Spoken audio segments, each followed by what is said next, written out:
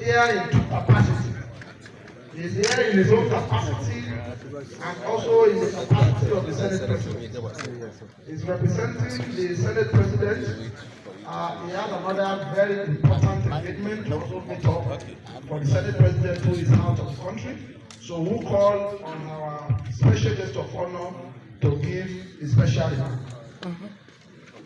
Distinguished Senator Sen Yemi Adaramodu, the fourth president of the Nigerian Senate. Thank you very much. Okay. My name is Senator Yemi Adaramodu. I represent the South Central District of the State. The Senate President, Senator Gospel, almost happy. Supposed to be here today. But it's attending the International Parliamentary meeting outside the shores of Nigeria. And he chose that I should come here to represent him. And he said he was spokesperson. And at the same time, the chairman said the Committee on Youth Development. So, whatever I say here today, I have the immunity of the Senate President. It's not in my word. And before I recognize the protocols, just my brother attended to Congo, yes, in the Senate and in the National Assembly, it may look at an issue that we deal with constitutional amendment. But the issue of amending the constitution does not rest solely on the National Assembly. Many people think that the constitution can just be changed by the National Assembly members. Just wake up one day, either from the right or the wrong side of our beds, and then just get to the chambers and raise up our hands and say that we are changing this and we are changing that. No. When you want to change ordinary clause, even when you want to dot an I, or you want to cross a T, I'm getting it. Hey, you can listen now. Because when you get to the National Assembly, we know. So, when you want to cross a T or dot an I in the Constitution, you need the buy-in, the support, and overwhelming support of 2/3 of the number of states in Nigeria. That means when we want to change anything, even if it's a dot, even if it's semicolon, you need 24 states.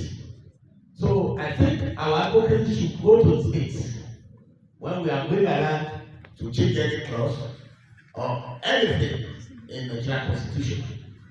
The only area where the National Assembly can deal with easily is the Electoral Act, which is now under the principles of National Assembly by globalists to assure Nigerians that we are going to get a better election come 2027. Now, to go straight to Mr. Senate President.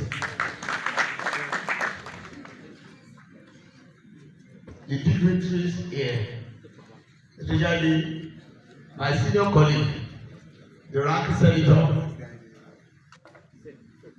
Shehu Sani, the storming president, the whirlwind, the political whirlwind of Kaduna, and by and large, the senior advocate of the masses. Yes, we have hands and we have hands. Science are the senior advocate of Nigeria who do pride their own faith in the power of the judiciary. But the senior advocate of the masses, they are on the streets always. They use it wrong. Yes, this is an address by the Senate President. The 10th Senate, who are supposed to be the guest of honor of today's event. In his words, thank you for your kind invitation for me, that is to the Senate President, not to the Adaramodu, to We join you not merely in the gathering, but in the convocation of patriots. You are the tribunes of civil society, the sentinels of conscience, the foot soldiers in the long campaign for a nobler Nigeria. You have assembled under a noble banner, civil democracy and national development, and excellence as the Senate President.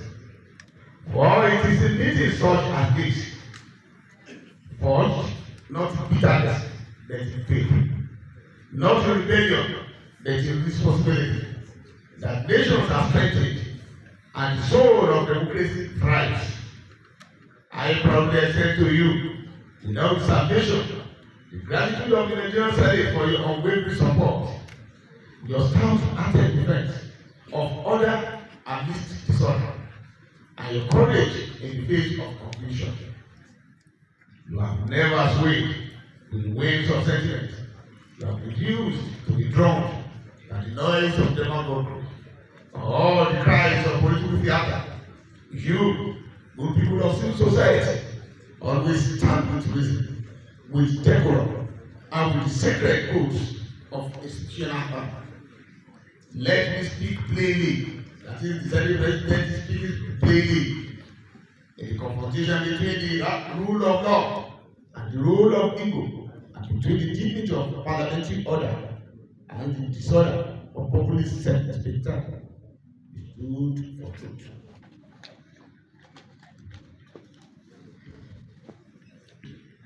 For our democracy, you, the brave stewards of society, understand that no society can long exist without order, and like the whole guard of hope, you always rally to defend the honor of democracy and say it always. We need today not to rest upon laurels, not to bask in the triumph of what has passed. We meet because for democracy is not a destination, but a daily defense. Democracy is not merely the counting of votes, it is the cultivation of virtue. It is not just about government of the people, a government by the principle for the peace and prosperity of humanity. Development, divorced from democracy, is tyranny in the widest and velvet globe. And democracy without development is but a whisper in the wild. This is why your summit matters, why your voices must not be stilled. For when society abdicates, demagogues arise. When the righteous retreat, the reckless rush in. When the builders fall silent, the destroyers be void. Let it be said that on this day, in this chamber of ideas, Nigerian civil society did not fall silent. We came together, and when free men and women come together with a purpose, wars crumble like the walls of Jericho, tribal wars, religious wars, wars of fear, suspicion, and that of distrust. There are many who believe that the parliament should be at war with the executive. For them to believe that the parliament is working, they forget that balance of power is not balance of terror. Balance of power is the three arms of government working peacefully together for the people. You will clap when I finish talking. My friends, though the times are trying, and those shadows be lengthened upon our path, we shall not retreat, we shall not surrender to cynicism, we shall not yield to those who trade chaos for clarity. Rather, we shall press forward and with the wisdom of law, strengthened not by threats, but by truth, emboldened not by noise, but by the silent courage of principle.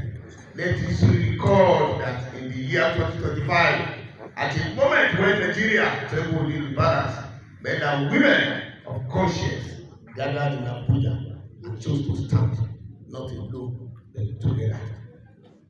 I thank you. May God bless you. And God bless you. These are the words of the President, the common Senate President of the Common 10th Senate of the National Assembly of the Federation of Nigeria. Thank you very much.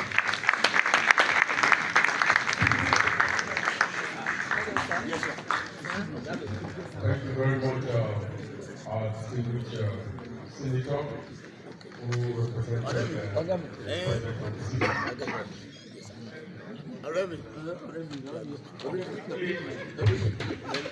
Quickly, we want to speed up the program so that we can, so that our dignitaries can also catch up with the rest. Go straight to the technical section, which of course we expect is the section that we expect every one of us to participate. And in doing that, we have just